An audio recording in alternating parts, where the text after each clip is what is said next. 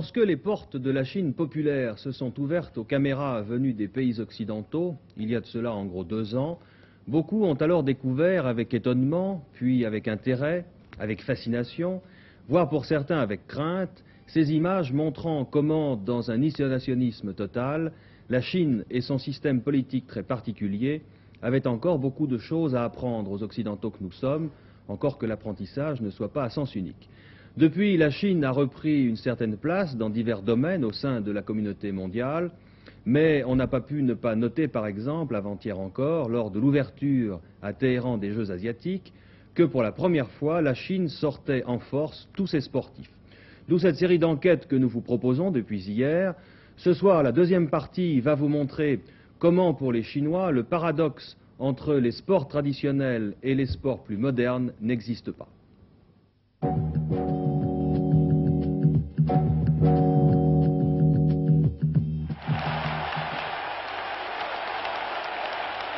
Par un entraînement plus intensif des athlètes et une diversification des disciplines pratiquées sur son territoire, la Chine s'est préparée à tenir un rôle dans le concert sportif international.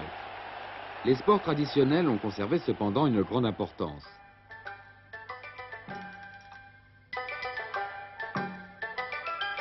Le Wushu, considéré comme un art d'action et de comportement.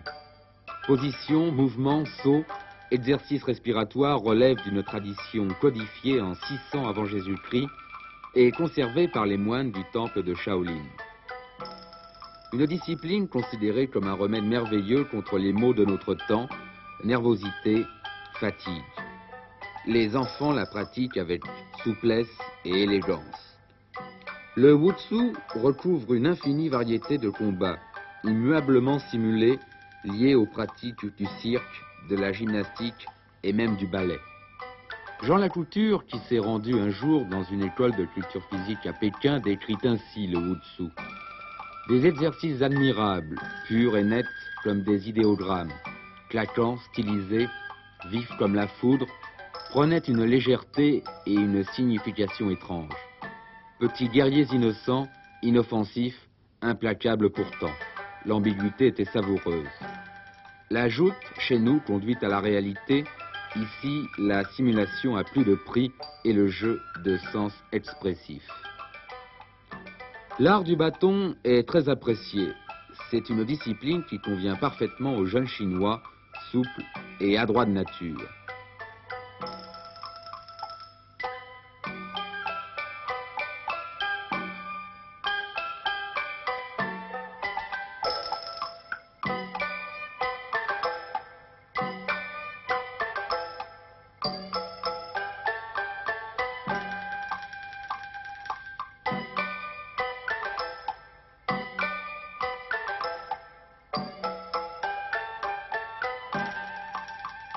La boxe chinoise est pratiquée par de nombreux adeptes, des hommes et des femmes qui exécutent dans le vide une série de gestes féroces contre un adversaire invisible. Les coups ne sont point portés, mais suggérés. C'est naturellement le tennis de table qui, en Chine, est le sport le plus populaire. Les rencontres attirent des dizaines de milliers de spectateurs. Ce sport permit en avril 1971 la reprise des relations entre la Chine et les États-Unis.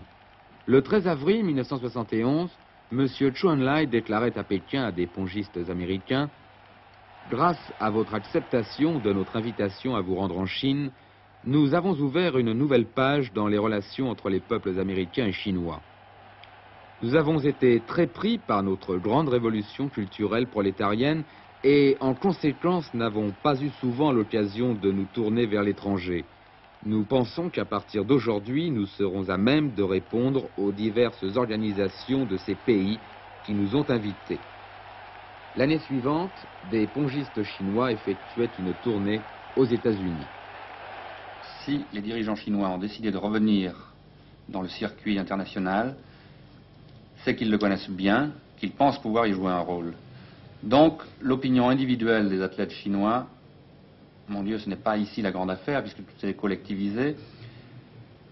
Je crois qu'ils seront au contraire assez fiers de prouver que eux peuvent être compétitifs sur le plan international sans l'attrait de l'argent, sans l'appât du gain, sans se livrer à la surenchère qui est celle de la plupart des pays, il faut bien le dire maintenant. Je crois qu'ils sont préparés à tout.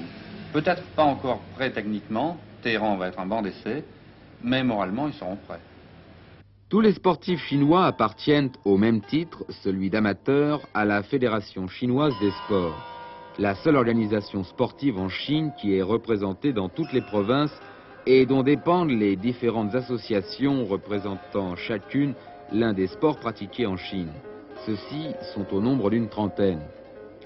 Il sera intéressant cette semaine à Téhéran de mesurer, de compter et surtout de comparer les résultats des Chinois à ceux réalisés récemment par les champions étrangers.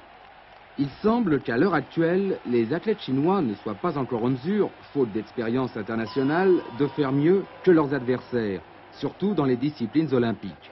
Un effort exceptionnel est accompli en direction des très jeunes athlètes, en vue de Montréal très certainement. Montréal où se dérouleront les prochains Jeux olympiques. Avec ou sans les Chinois, c'est la question que nous aborderons demain.